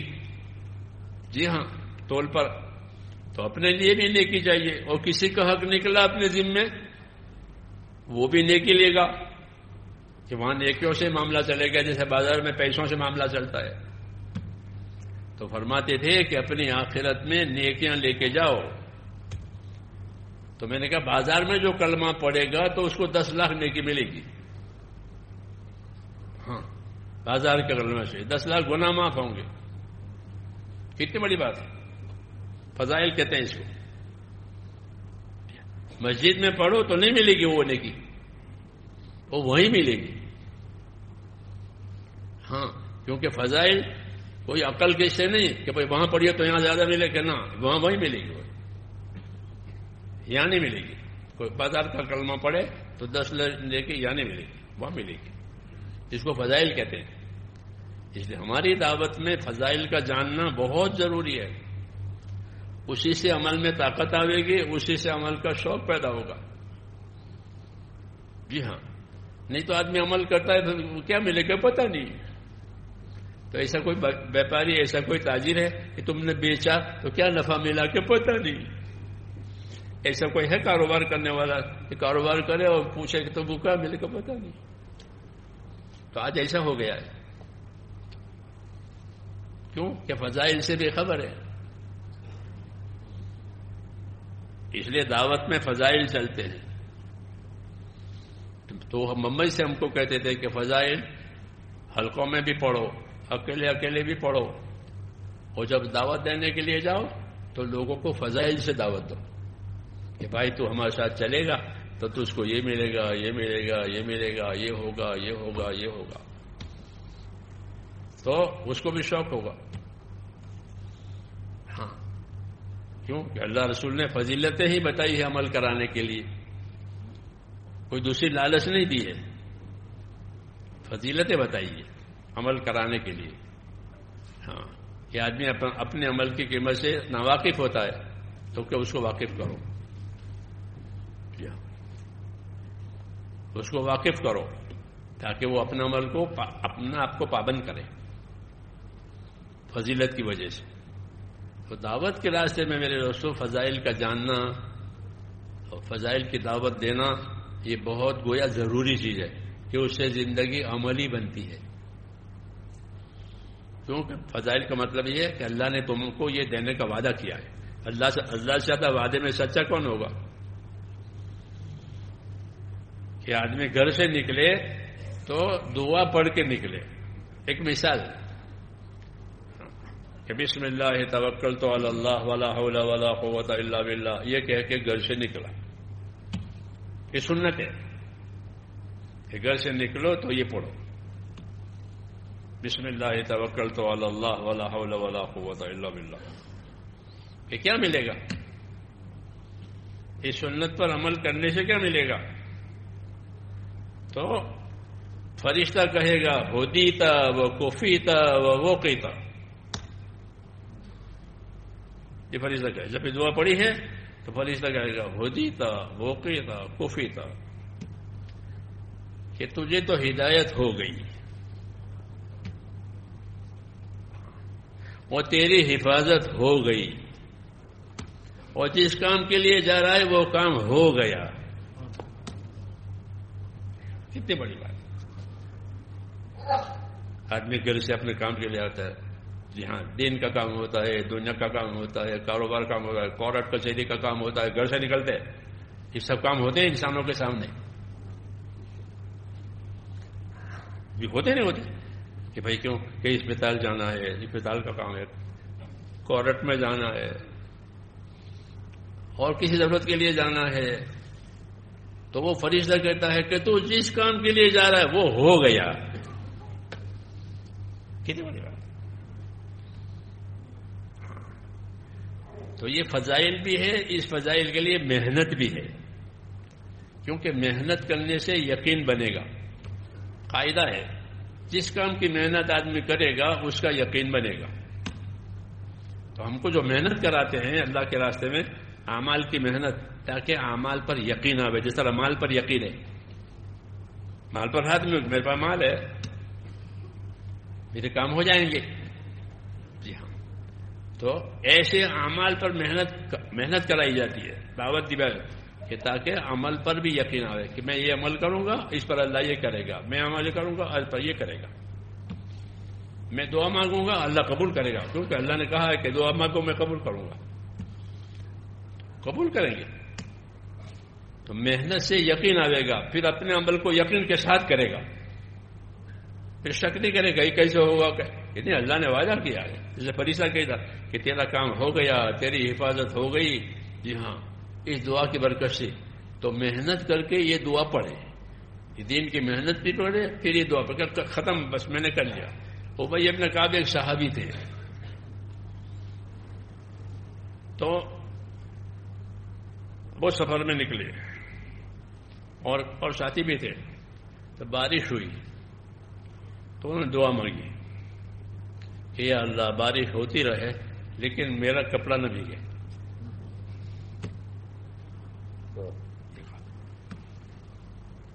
بارش ہوئی اور سفر بھی پورا ہو گیا.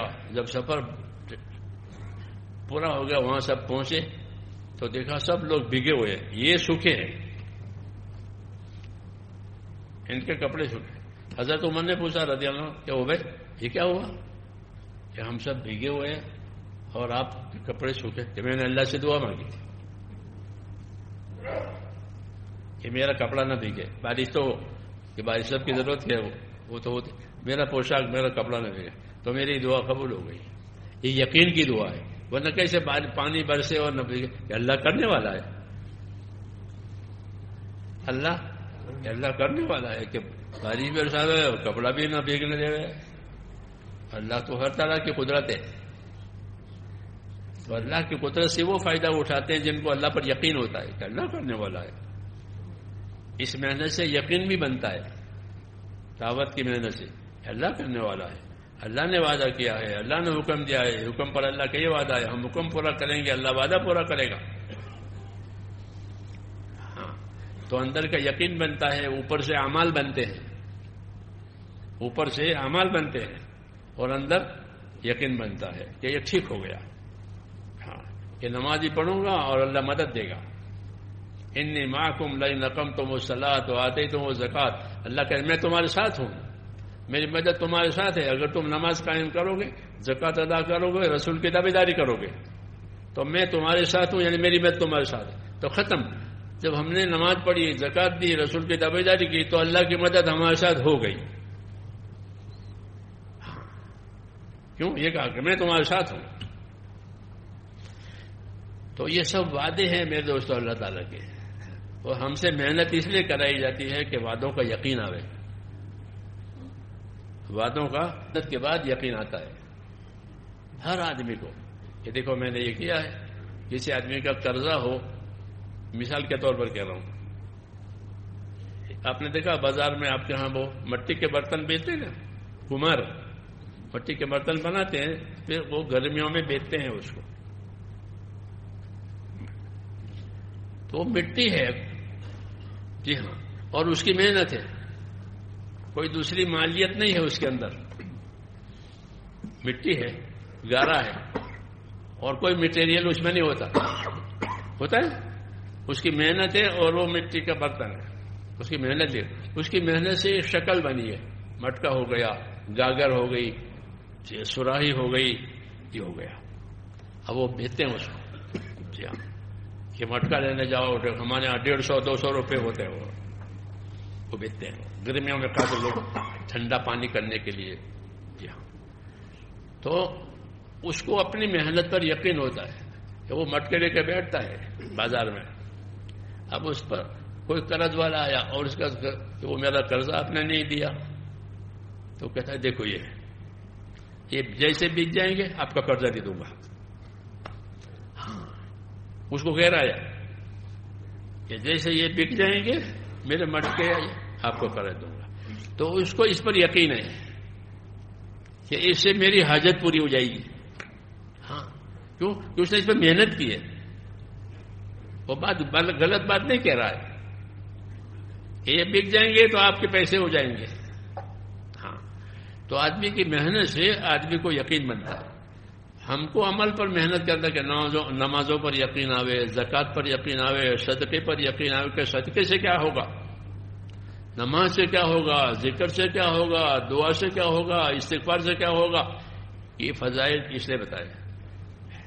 تم صدقہ کرو گے تو صدقے سے کیا ہوگا. حضور نے فرمایا کہ صدقہ کیا ہے تو کوئی بلا نہیں آئے گی. کوئی بلا صدقے کو فاند کر کے نہیں آ سکتی. یہ حدیثوں میں ہے. جیسے باؤنڈری بنائی ہے گھر کے تو کوئی جانور آئے گا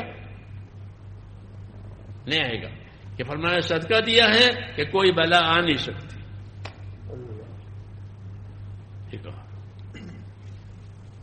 اس میں کیا گھر کے سامنے باؤنڈری بنائی ہے, کوئی جانور نہیں آئے گا اندر, بند ہے. ایسا فرمایا صدقہ ہوا کہ صدقے کو فاند کر کے کوئی بلا نہیں آ سکتی. یہ بات رہی ہے کہ تمہاری بلائیں اس کا علاج تمہارے صدقہ ہے.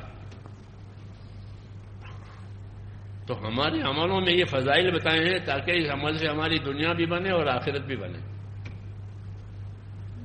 اس لیے فضائل یاد کرنے ہیں اور اس کی دعوت دینی ہے.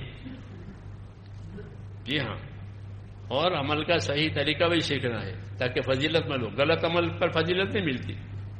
ملتی ہے. کوئی نماز غلط پڑھی تو اس کو منہ پر ماریں گے, ہے نہیں فضیلت کہ نماز غلط پڑھ کے منہ پہ مار دو, اوپر نہیں جائے گی. وہ صحیح پڑھی ہے تو کہ وہ اوپر بھی جائے گی, دعا بھی دے گی کہ اللہ تجھے سلامت رکھے, تو نے مجھے سلامت رکھا. تو نماز بھی دعا دیتی دیتی اوپر جائے گی کیونکہ صحیح پڑھی ہے. تو فضیلت ملتی ہے صحیح عمل سے. اس لیے اپنے عملوں کو صحیح کرنا ہے تاکہ اس کی فضیلت ملے. اور فضیلت کو جاننا ہے. فضیلت جانے گا تو عمل کو برباد نہیں کرے گا. جسے آدمی اپنی چیز کی قیمت جانتا ہے تو وہ اپنی قیمت کو کھوئے گا, اپنے مال کو کھوئے گا, توڑے گا نہیں کہ تو قیمتی ہے. ایسے جب اپنے اپنوں کی قیمت جائیں گے تو پھر عمل فوت نہیں ہوں گے. عمل اپنے وقت پر آدمی ادا کرے گا کہ اس پر مجھے اللہ یہ دینے والے ہیں. کہ نماز باجماعت پڑھی ہے کہ 27 درجہ زیادہ ثواب ملے گا کیونکہ باجماعت پڑھی ہے. جی ہاں, پہلی سب میں پڑھی ہے. کس میں پڑھی ہے؟ پہلی سب میں پڑھی ہے. پہلی سب میں بھی دائیں طرف پڑھی ہے. ہاں, یہ پہلی سب میں پڑھے اس کی فضیلت, تکبیر اولیٰ کے ساتھ پڑھے اس کی فضیلت, امام کی دائیں جانب سے پڑھے. یہ دائیں جانب میں کیا ملے گا؟ دائیں جانب تو پہلی سب کو ملتی ہے, دوسری سب کو ملتی ہے, سب کو مل جائے دائیں جانب. ہاں, اس لیے جو سمجھدار ہوتے ہیں وہ جلدی آ کر دائیں جانب میں بیٹھتے ہیں. کیوں کہ ان اللہ وملائکتہ لیصلون علی میامن الصفوف. یہ کہا کہ اللہ رحمت بھیجتا ہے, فرشتے رحمت کی دعائیں دیتے ہیں. کس کو؟ کہ جو داہنی طرف نماز پڑھتے ہیں. یہ فضیلت ہے. نماز تو پڑھنی ہے تو پھر دانی طرف کیوں نہیں پڑھتے؟ لیکن جانتے نہیں کہ دانی طرف کیا ملے گا.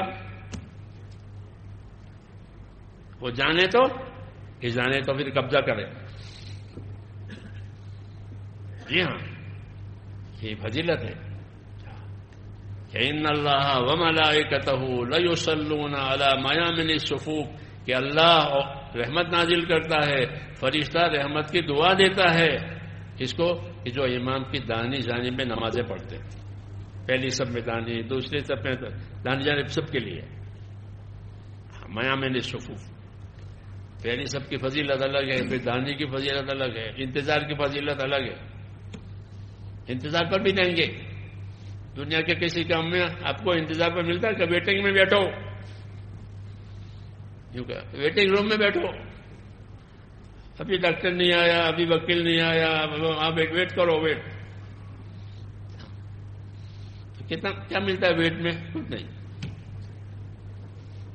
یہاں ویٹ میں بھی ملے گا کہ نماز کا انتظار نماز ہی ہے. یوں کہا, نماز کا انتظار نماز ہی ہے. اس لیے اللہ نے یہ راستہ کھولا ہے تبلیغ کا کہ محنت بھی کرو، اپنے محنت کی قیمت بھی جانو، اپنے عمل کی قیمت بھی جانو کہ کیا کیا اللہ دینے والے ہیں۔ یہ قیمت نہ جاننے کی وجہ سے بہت سے عمل ضائع ہوتے ہیں، فوت ہوتے ہیں، لوگ نہیں کرتے، کیوں؟ ان کو اس کی قیمت معلوم نہیں ہے۔ اس لیے صحابہ ان فضائل کو یاد کرتے تھے۔ ہاں، عبداللہ ابن عمر صبح میں بازار جاتے تھے، تب بازار کے اس سرے سے لے کر اس سرے تک جاتے تھے، اس کے ساتھ ایک خادم ہوتا تھا، وہ بھی ساتھ تو جائے پھر آئے۔ ایک دن خادم نے پوچھا، حضرت آپ یہاں سے چلتے ہیں وہاں جاتے ہیں بازار میں، وہ کچھ خریدتے نہیں ہیں، نہ کوئی بھاؤ پوچھتے ہیں آپ اس کا کیا بھاؤ ہے، کیا قیمت ہے، کچھ نہیں، وہاں سے یہاں آیا، کیا فائدہ ہے؟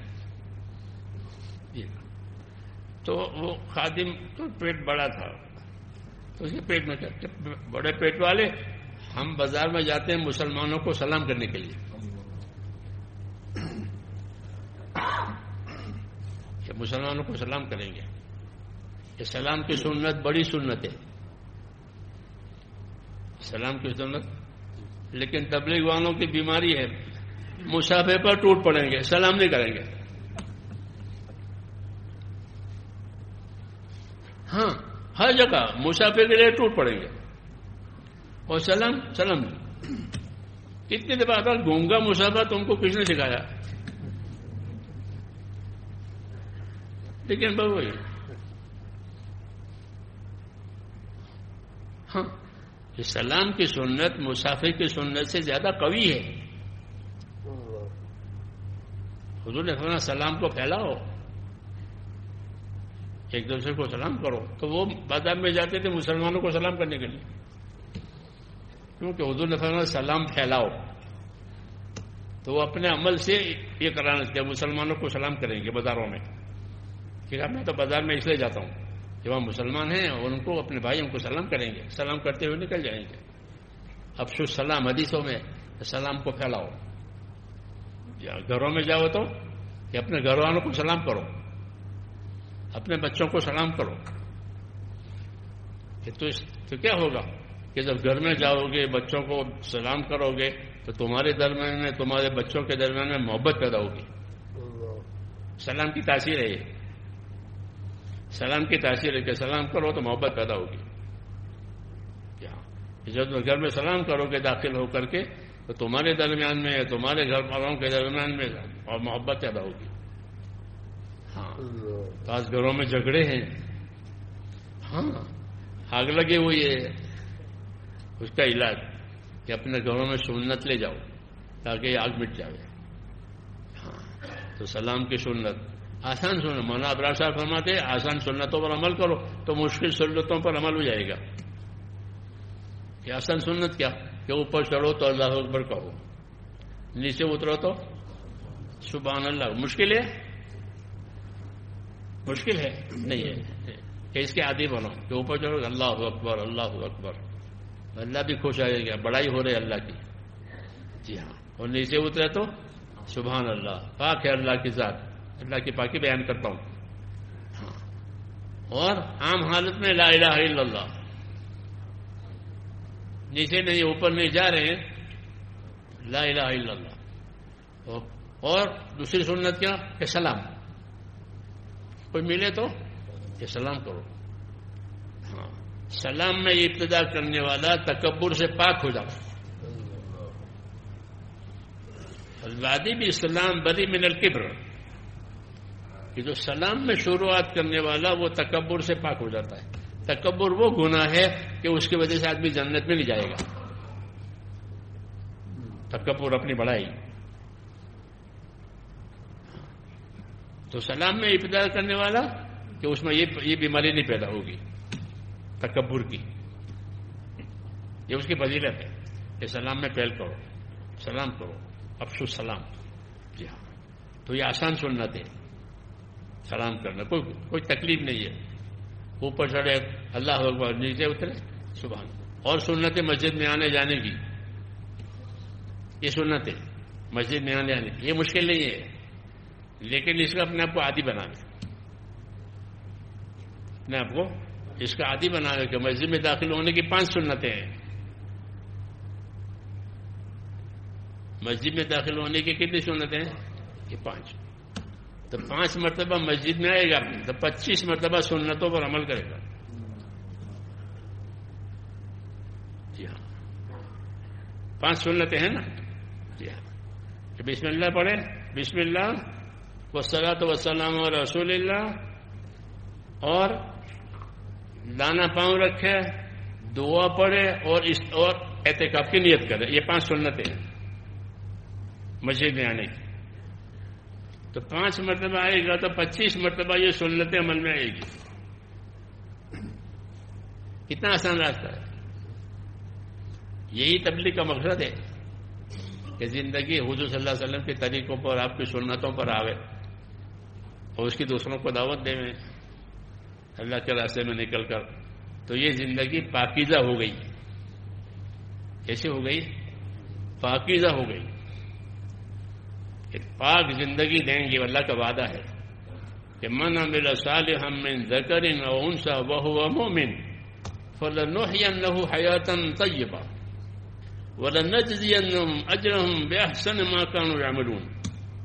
کہ جو لوگ ایمان لا کر نیک عمل کریں گے ہم ان کو دنیا میں جینے کے لیے پاک زندگی دیں گے. کہ ان کی زندگی پاک ہوگی پریشانیوں سے، فتنوں سے، گناہوں سے. جی ہاں کہ ایسے لوگوں کو دنیا میں جینے کے لیے پاک زندگی دیں گے. من عمل صالحا من ذکر او انثى وهو مؤمن فلنحيينه حياة طیبہ. ایمان لائیں گے، نیک عمل کرتے رہیں گے تو ان کو دنیا میں جینے کے لیے پاک زندگی دیں گے. کتنی بڑی بات ہے. گناہوں سے پاک، پریشانیوں سے پاک، دشمنیوں سے پاک، ہاں غفلتوں سے پاک زندگی دیں گے جینے کے لیے. یہ تو دنیا میں ہوگا کہ پاکیزہ زندگی ملے گی، اور آخرت میں کہ وَلَنَجْزِيَنَّهُمْ أَجْرَهُمْ بِأَحْسَنِ مَا كَانُوا يَعْمَلُونَ. اور جو آخرت میں آئیں گے تو جتنا انہوں نے عمل کیا اس کا بڑھا چڑھا کر اس کا ثواب دیں گے. تاجر کی طرح سے نہیں کہ حساب سے دے. تاجر حساب سے دیتا ہے، اللہ بڑا چڑھا کر دے گا کہ 1 کے 10 کے بجائے 700 تک بڑھا دیں گے، اور جس سے کہ اور بھی بڑا کر دیں گے. نیکی کا بدلہ بڑا چڑھا کر دیں گے. یہ اللہ کے وعدے ہیں. اس لیے میرے دوستو اس دعوت کا یہی مقصد ہے کہ زندگی میں ایمان اور یقین آوے اللہ کے وعدوں پر، اور عمل آوے رسول صلی اللہ علیہ وسلم کے طریقوں پر. یقین آوے اللہ کے وعدوں پر کہ اللہ نے اس عمل پر یہ وعدہ کیا ہے، اس لیے یہ عمل کرنا ہے. کہ اللہ کے وعدوں پر یقین آوے، حضور صلی اللہ علیہ وسلم کے طریقوں پر ہمارا عمل بنے کہ عمل کا یہ طریقہ بتایا ہے، اس طرح کہنا ہے، اس طرح کرنا ہے. ہاں تو زندگی میں اللہ کے حکم، نبی کے طریقے. ہاں کہ پھر آدمی کامیاب ہو گیا. اور نیت میں اخلاص. نیت میں کہا کہ جو کام کرے اللہ کو راضی کرنے کے لیے کرے، اللہ کو دکھانے کے لیے کرے، اللہ کو لوگوں کے لیے نہیں. جی ہاں تو اخلاص کے ساتھ کیا ہے کہ تھوڑا عمل بھی کافی ہو جائے گا. اخلص دینک یکفیک العمل القلیل. کہ عمل میں اخلاص پیدا کر، تھوڑا بھی بہت ہو جائے گا، تھوڑا بھی کافی ہو جائے گا. کیونکہ تھوڑا سونا ہے لیکن سونا ہے خالص تو وہ بہت ہے. جی ہاں کہ وہ بہت ہے. اخلص دینک یکفیک العمل القلیل. اپنے دین میں اخلاص پیدا کر کہ تھوڑا عمل بھی بہت ہو جائے گا. ہاں تو عمل میں اخلاص پیدا کرنا، عمل میں طریقہ اختیار کرنا، یہ مقصد ہے اس کام سے کہ ایک مسلمان کی زندگی ایسی بنے، عمل والی، اخلاص والی، فضیلت والی. پھر دوسروں کو دعوت دے تو اس کی دعوت میں اثر بھی ہوگا. کیوں کہ وہ خود بھی پابند ہے اور اپنے بھائی کو بھی دعوت دے رہا ہے. تو بھائی کے ساتھ بھلائی کر رہا ہے، اپنے ساتھ بھی بھلائی کر رہا ہے. اس لیے میرے بھائیوں اس کام کو کرنا ہے اور سمجھ کے کرنا ہے. کاروبار آدمی سمجھ کے کرتا ہے نہیں. یہ ناسمجھی سے لوگوں کو دیکھا دیکھی کوئی کاروبار کرتا ہو ایسا کوئی نہیں ہے. دین کے کام کو دیکھا دیکھی کر لیتے ہیں. وہ وضو کرتا ہے میں بھی وضو کر لوں. ہاں کہ ایسا نہیں ہوگا. کیا اس کام کا اس کا علم سیکھو, اس کی فضیلت بھی جانو, اس کا طریقہ بھی جانو. جو عمل کرو اس کی فضیلت جانو, اس کا طریقہ جانو, تاکہ تمہارا عمل قیمتی بن جائے. یہ اس دعوت میں ہے. یہ مزاج پیدا کرنا ہے. اس کے لیے لوگوں سے کہتے ہیں اللہ کے راستے میں نکلو. گھر میں بیٹھے تو یہ بات نہیں بنے گی, بلکہ گھر میں بیٹھ کے تو یہ کھویا ہے. گھر میں بیٹھنے کی وجہ سے یہ کھویا ہے اور فوت ہو گیا ہے. اس لیے باہر نکالتے ہیں. نکلو اور اس کو سیکھو, اس کو سکھاؤ, اس کی دعوت دو. اس کی دعوت دو گے تو دعوت دینے کی وجہ سے اپنے عمل پر پکے ہو جاؤ گے. جب آدمی کسی کی دعوت دے گا تو وہ اپنے عمل پر پکا ہو جائے گا. اس لیے جو چیز تمہارے عمل میں نہ ہو اس کی دعوت دو, تو وہ چیز تمہارے عمل میں آ جائے گی, اور تمہاری دعوت دینے سے دوسرے کے عمل میں آئے گی. مولانا یوسف صاحب فرماتے تھے کہ جو عمل تمہارے اندر ہے اس کی دعوت مت دو کہ میں تہجد توڑتا ہوں بھائیو تم بھی تہجد توڑو. کیا ایسا نہیں؟ جو چیز تیرے اندر نہیں ہے اس کی دعوت دے, تو پھر کہ اس کو تیری دعوت ملے گی اور تو اپنی دعوت کی وجہ سے اپنے عمل پر آ جائے گا.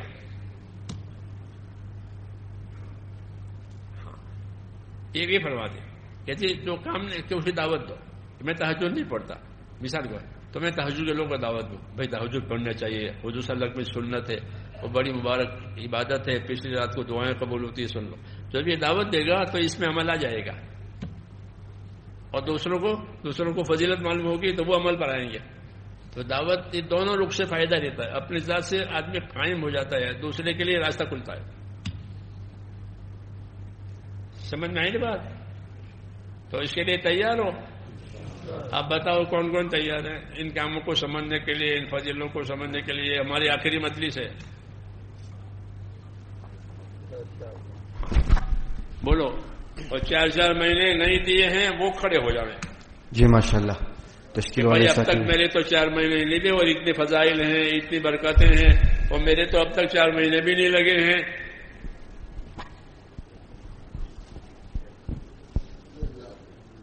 ماشاءاللہ ہمارے سامنے پوری بات آ گئی. جن ساتھیوں کے ابھی تک 4 مہینے نہیں لگے وہ پہلی مرتبہ 4 مہینے کا ارادہ کرے. پاکستان بنگلہ دیش کے لیے پہلی مرتبہ 4 مہینے کا ارادہ کرے.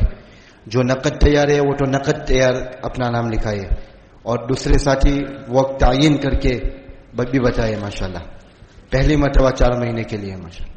بہت سارے ساتھی ایسے ہمارے ہیں جن کے دل میں بات آ رہی ہے, ارادے کر رہے, اپنے ارادوں کو ظاہر کرے. الحمدللہ سال کے آخر میں بھی ہماری جماعت جا رہی ہے پاکستان.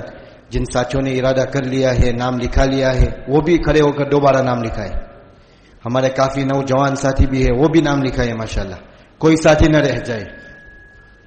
ماشاءاللہ ساتھی ہمت فرمائے, کھڑے ہو کر نام لکھائے. جن ساتھی کے 4 مہینے لگ گئے وہ ملکوں کے تقاضوں کے ارادے کرے. ہمارے سامنے بہت سارے تقاضے ہیں ملکوں کے, تو ساتھی کھڑے ہو کر وہ بھی نام لکھائے. ہر سال 4 مہینے کا بھی تقاضا ہے, اس کے لیے بھی ساتھی ماشاءاللہ کھڑے ہو کر ہر سال 4 مہینے کے بھی ارادے کرے. ابھی انشاءاللہ جوڑ کے بعد ہماری جماعت جا رہی ہے فیجی.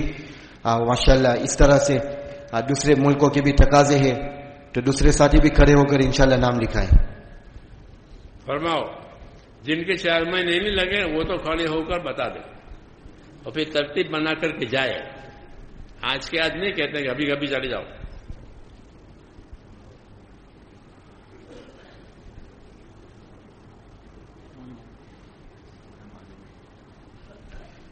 ساتھیوں سے گزارش ہے کہ تشکیل کے اخیر تک ساتھی بیٹھے رہے. ماشاءاللہ مغفرت کا وعدہ مجلس کے اخیر میں ہوگا. ساتھی تھوڑی دیر بیٹھے, ہمت کرے, اللہ کی طرف متوجہ ہو کر اللہ کی طرف توجہ کرے اور اللہ سے مانگے. آپس میں بھی تشکیل چلائے اور خود بھی نام لکھائے. ماشاءاللہ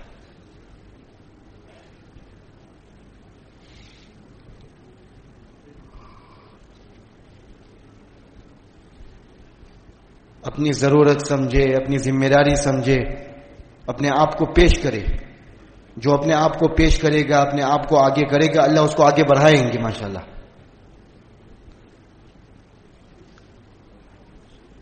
اپنی طلب کو دکھائے، اپنی طلب ظاہر کریں گے تو اللہ ہمیں قبول کریں گے ماشاءاللہ. ساتھی ہمت فرمائے ماشاءاللہ. بہت سارا عملہ ایسا ہے، بہت بڑا ہمارا مجمع ہے ماشاءاللہ. قربانی کے ساتھ بات کو سنا ہے.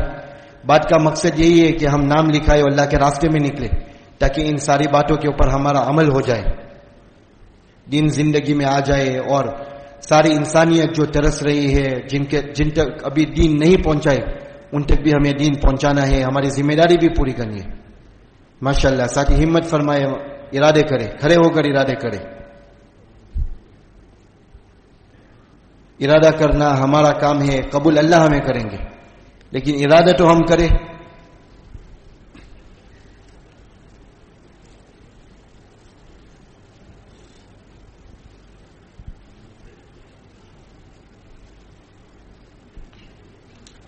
سارے اعمال کا دار و مدار نیت کے اوپر ہے. نیت کریں گے انشاءاللہ شیطان کی کمر ٹوٹ جائے گی، اور یہ انشاءاللہ ہمارے لیے آگے کا راستہ کھلے گی.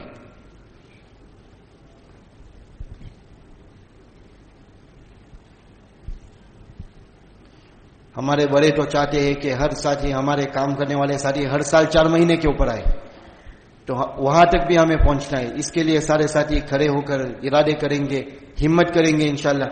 اللہ ہمیں پہنچائیں گے انشاءاللہ. پورے عالم میں جانا ہے، سارے عالم کی نیت کرنا ہے.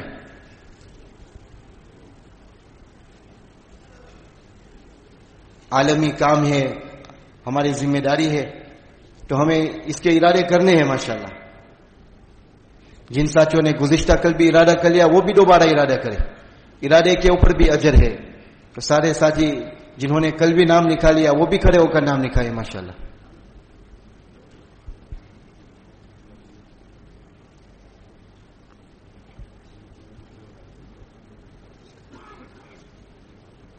اللہ قبول فرمائے، اللہ آسان فرمائے. ساری رکاوٹوں کو اللہ تعالی عافیت کے ساتھ دور فرمائے.